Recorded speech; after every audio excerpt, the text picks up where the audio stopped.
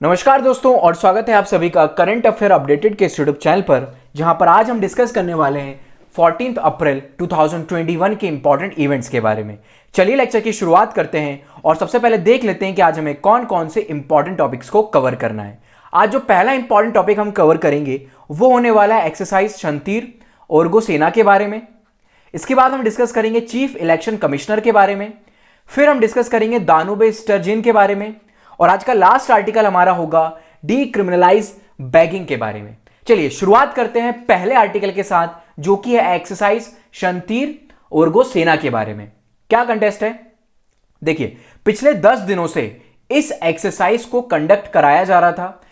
कब से स्टार्ट हुई थी एक्सरसाइज? तो देखिए, ये एक्सरसाइज स्टार्ट हुई थी 2 अप्रैल 2021 से और एंड हुई है ये 12 अप्रैल 2021 को। ऑलमोस्ट 10 डेज के अराउंड ये एक्सरसाइज कंडक्ट कराई गई है।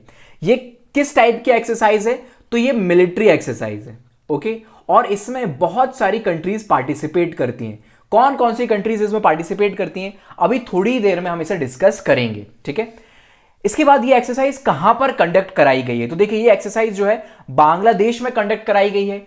कुछ दिनों पहले ही हमने एक इंपॉर्टेंट आर्टिकल डिस्कस किया था, जहां पर हमने क्या देखा था कि बांग्लादेश का नेशनल डे को सेलिब्रेट किया गया है, ओके। तो बांग्लादेश ने जो है अपनी 15th एनिवर्सरी सेलिब्रेट की है। किसके साथ? इंडिया और बांग्लादेश के बीच में जो डिप्लोमेटिक रिलेशन स्टैब्लिश हुए थे उसकी, ठीक है। तो उसी को मार्क करते हुए इस एक्सरसाइज को ऑर्गेनाइज कराया गया था और इंडिया ने भी इस एक्सरसाइज में पार्टिसिपेट किया है, ठीक है। चलिए इस एक्सरसाइज के बारे में डिस्कस कर लेते हैं। शुरुआत एक्सरसाइज कब की गई थी? जब बांग्लादेश का जो फादर है, फादर ऑफ नेशन है बांग्लादेश के, शेख मुजीबुर रहमान, ओके, जिन्हें क्या बोला जाता है, बांगा बंधु के नाम से भी जाना जाता है। उनकी बर्थ एनिवर्सरी जब हमने सेलिब्रेट की थी, उसी के साथ एक एक्सरसाइज को भी लॉन्च किया गया था, सेलिब्रेट इस एक्सरसाइज को भी ऑर्गेनाइज कराया गया था, ठीक है। मतलब क्या होता है शंतीर ओरगो सेना का? तो इसका मतलब होता है front runner of the peace, ठीक है। इस बार की थीम क्या है एक्सरसाइज की? तो strengthen defence ties and enhance interoperability amongst neighbourhood countries, ठीक है। ये इस बार की थीम है।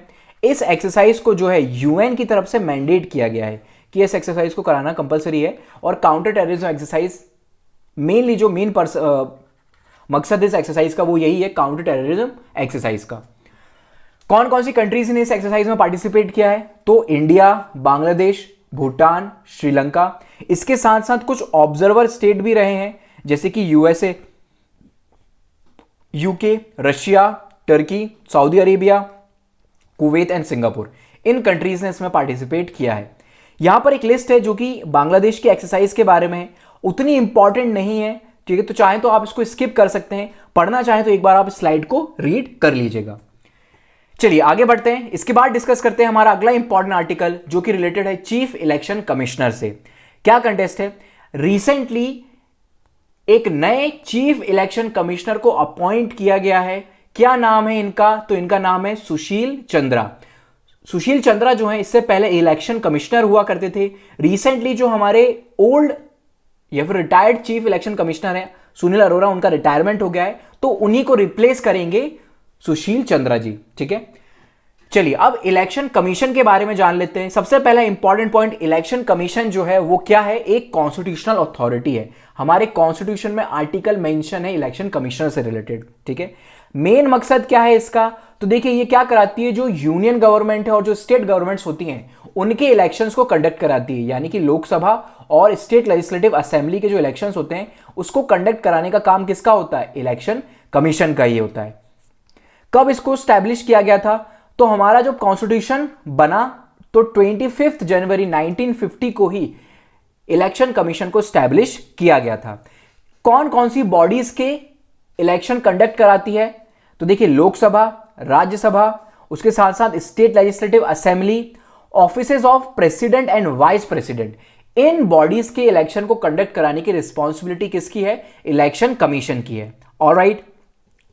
इसके बाद पंचायत और म्युनिसिपैलिटीज के जो इलेक्शंस होते हैं उनको कंडक्ट कराने के लिए एक सेपरेट बॉडी बनाई गई है, जो कि होती है स्टेट इलेक्शन कमीशंस, ठीक है। हर एक स्टेट की अलग इलेक्शन कमीशन होती है जो वहां पर लोकल बॉडीज के इलेक्शन को कंडक्ट कराती है।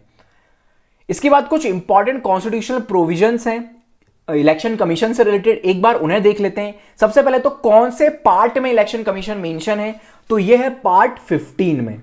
ओके, आर्टिकल कौन कौन से हैं, तो आर्टिकल 324 से लेके 329 तक, ठीक है, ये आर्टिकल्स हैं जो कि इलेक्शन कमीशन से डील करते हैं। मेनली अगर हम बात करें यहां पर तो ये इलेक्शन से डील करते हैं, ठीक है।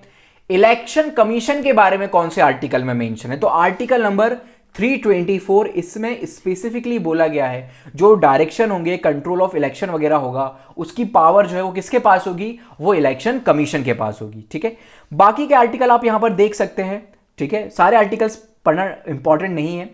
जो इंपॉर्टेंट आर्टिकल है वो क्या है, एक हो गया आपका आर्टिकल 324, ठीक है, उसके साथ साथ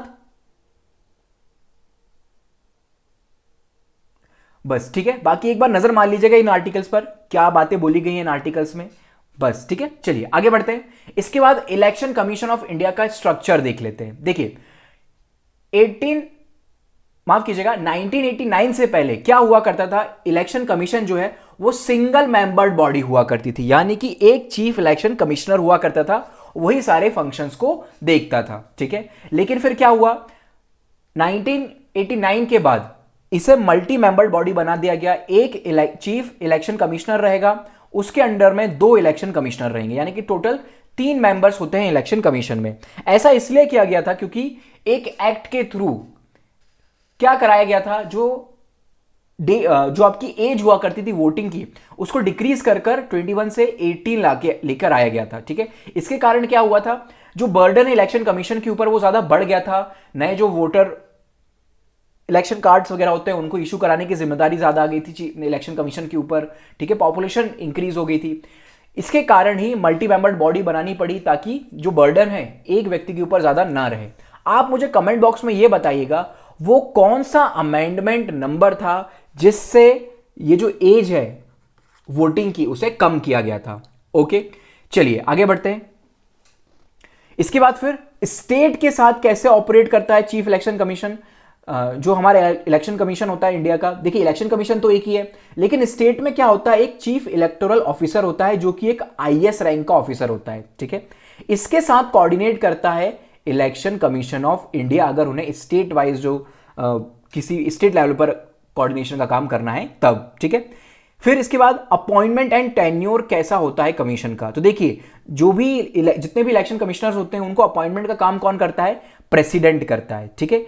इलेक्शन कमीशन का एक फिक्स्ड टेन्योर होता है, 6 ईयर का टाइम पीरियड होता है इनके टेन्योर का, और एज जो होती है वो 65 ईयर्स की एज होती है, ठीक है। अगर आप 65 ईयर्स की एज पहुंच जाते हो तो आप रिटायर कंसिडर किए जाते हैं, ठीक है। उसके बाद फिर सैलरी का स्टेटस की अगर हम बात करें तो इन्हें सिमिलर पावर दी जाती है, सिमिलर स्टेटस और सिमिलर सैलरी दी जाती है, किससे, जो हमारे जजेस होते हैं सुप्रीम कोर्ट के, उनके इक्विवेलेंट पावर्स होती है चीफ इलेक्शन कमिश्नर की, ठीक है। और इलेक्शन कमीशन होता है उनकी भी सिमिलर पावर होती है। रिमूवल कैसे होता है, इनको हटाया कैसे जाता है, देखिए ये किसी भी टाइम पर अपना रेजिग्नेशन दे सकते हैं प्रेसिडेंट को, ठीक है, प्रेसिडेंट इनको रिमूव कर देगा। या फिर अगर इन्हें रिमूव करना है तो इनके लिए कॉन्स्टिट्यूशन में क्या बात बोली गई है, प्रूव्ड मिसबिहेवियर और इनकैपेसिटी के ग्राउंड पर ही इन्हें रिमूव किया जा सकता है। और इन्हें रिमूव करने की जो प्रोसीजर होगी वो सिमिलर होगी किसके, जैसे कि जो सुप्रीम कोर्ट के जजेस होते हैं उन्हें जो इस तरह से रिमूव किया जाता है वैसे ही इन्हें भी रिमूव किया जाएगा, ठीक है। रिमूव करने के लिए पार्लियामेंट की जरूरत पड़ेगी, वहां से स्पेशल मेजॉरिटी से, यानी कि 2/3 of members present and voting supported by 50% of the total strength of the house. इतनी स्ट्रेंथ की जरूरत होगी अगर इलेक्शन कमिश्नर्स को हटाना है तो, ठीक है। एक बात यहां पर ध्यान रखने की जरूरत है, इंपीचमेंट वाला जो शब्द है वो सिर्फ और सिर्फ प्रेसिडेंट के लिए यूज किया जाता है और किसी के लिए भी इंपीचमेंट का वर्ड यूज नहीं किया जाता, ओके, हमारे कॉन्स्टिट्यूशन में। लिमिटेशंस क्या है, देखिए सबसे पहले तो कॉन्स्टिट्यूशन में किसी भी तरह की क्वालिफिकेशन के बारे में नहीं बताया गया है कि एक इलेक्शन कमीशन की क्वालिफिकेशंस क्या होंगी, ठीक है। इसके साथ साथ not specified the term of member of election commission. Chief election commissioner की टर्म तो मेंशन है जो कि कितनी होती है, 6 ईयर्स, बट इलेक्शन कमिश्नर जो होते हैं, बाकी के 2 इलेक्शन कमिश्नर्स होते हैं, उनकी टर्म को स्पेसिफाई नहीं किया गया है हमारे कॉन्स्टिट्यूशन में। ओके, इसके बाद फिर अगला इंपॉर्टेंट पॉइंट देखिए, ऐसा भी हो सकता है कि जब इलेक्शन कमिश्नर रिटायर्ड होते हैं तो उसके बाद उन्हें किसी और जॉब में अपॉइंट किया जा सकता है। जैसे कि अभी मिस्टर अरोड़ा जी जो हैं वो रिटायर हुए, तो गवर्नमेंट जो है उन्हें कोई और जॉब ऑफर कर सकती है गवर्नमेंट ऑफ इंडिया के अंडर ही। ठीक है, तो क्या कॉन्स्टिट्यूशन डिबार नहीं करता है रिटायरिंग इलेक्शन कमिश्नर्स को from any further appointment by the government. Okay, इसके बाद पावर एंड फंक्शंस क्या होती हैं इलेक्शन कमीशन की। तो देखिए, पावर वगैरह फंक्शन की अगर हम बात करें तो इलेक्टोरल रोल को प्रिपेयर करने का काम होता है, इलेक्शंस वगैरह को कंडक्ट कराने का काम इन्हीं का होता है, जो हमारा मॉडल कोड ऑफ कंडक्ट होता है, ठीक है, आचार संहिता जिसे बोला जाता है, उसको डिक्लेयर करने का काम भी किसका होता है, इलेक्शन कमीशन का होता है।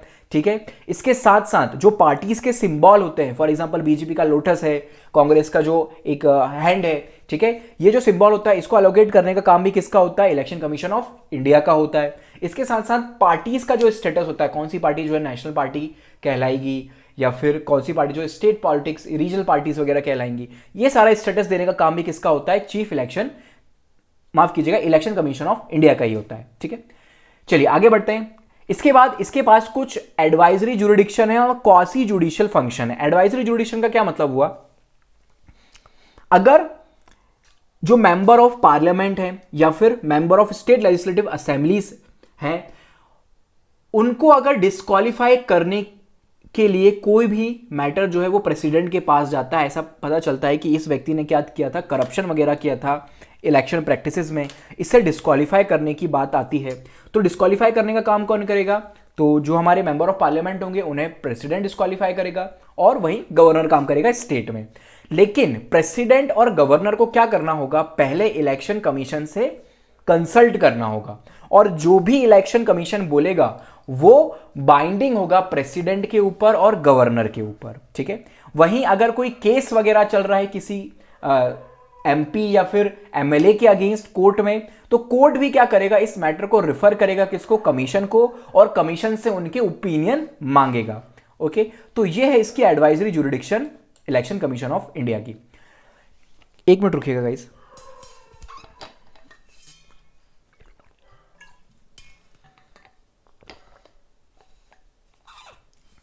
चलिए शुरुआत करते हैं। अगला जो इंपॉर्टेंट आर्टिकल है वो हमें डिस्कस करना है दानुबे स्टर्जन के बारे में।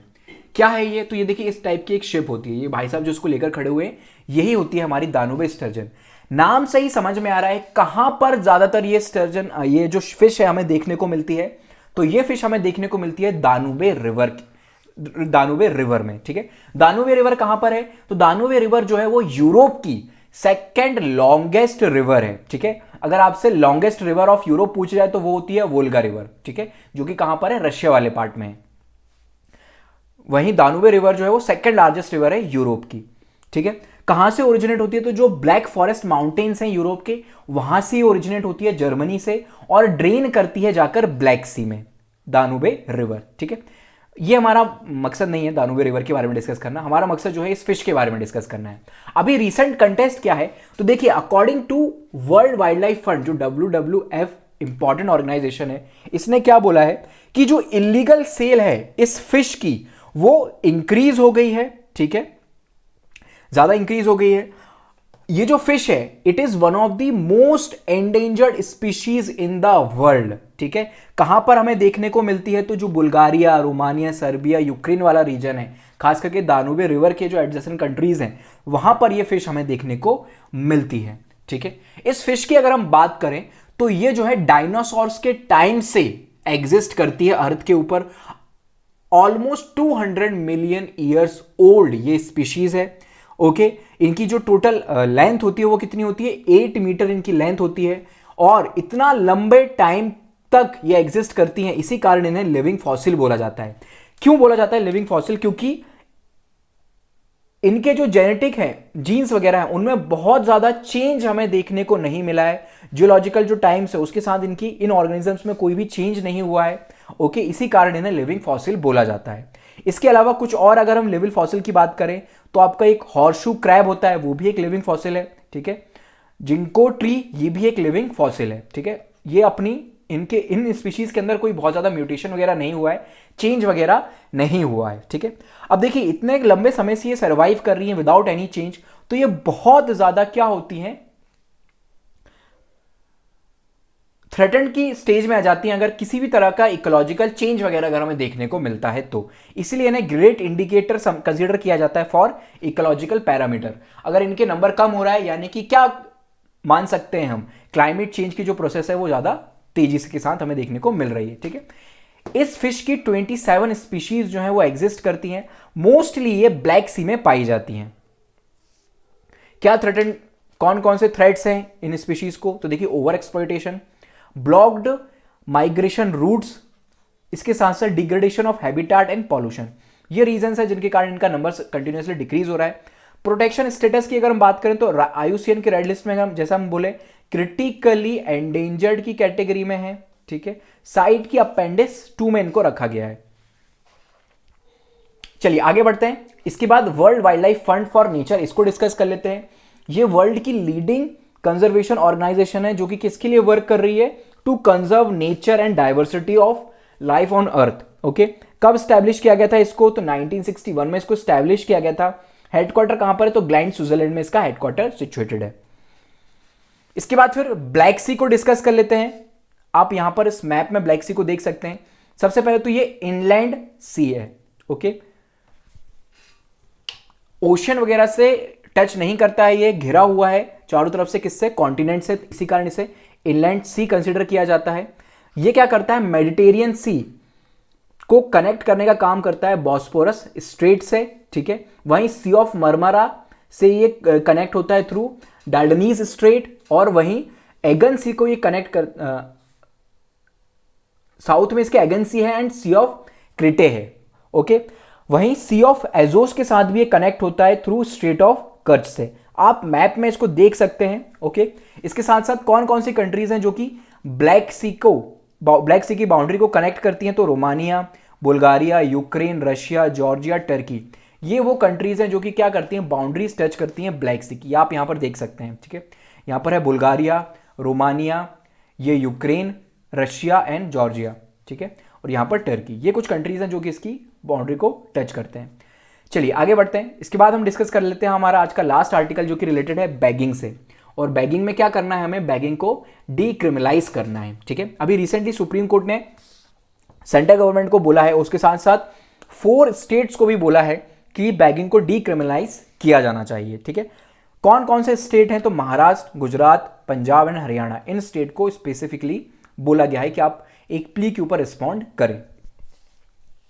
बैकग्राउंड की अगर हम बात करें तो देखिए 2018 में दिल्ली हाई कोर्ट ने यह बात बोली थी कि जो बैगिंग है उसे डीक्रिमिनलाइज किया जाना चाहिए, यानी कि जो बैगिंग के थ्रू अपनी अर्निंग वगैरह करते हैं, खाना वगैरह खाते हैं, ठीक है, उन्हें एज अ क्राइम कंसीडर नहीं किया जाना चाहिए। ये क्या होता है, ये राइट टू लाइफ का वायलेशन होता है। क्यों, क्योंकि अगर कोई व्यक्ति खाना वगैरह नहीं मिलेगा, उसे किसी प्रकार की फाइनेंशियल हेल्प नहीं मिलेगी, तो वो क्या हो सकता है, वो ज्यादा अप्रोच कर सकता है किसको, क्राइम वगैरह कमिट करने के लिए, ठीक है। तो उस टाइप की एक्टिविटीज को प्रोटेक्ट करता है।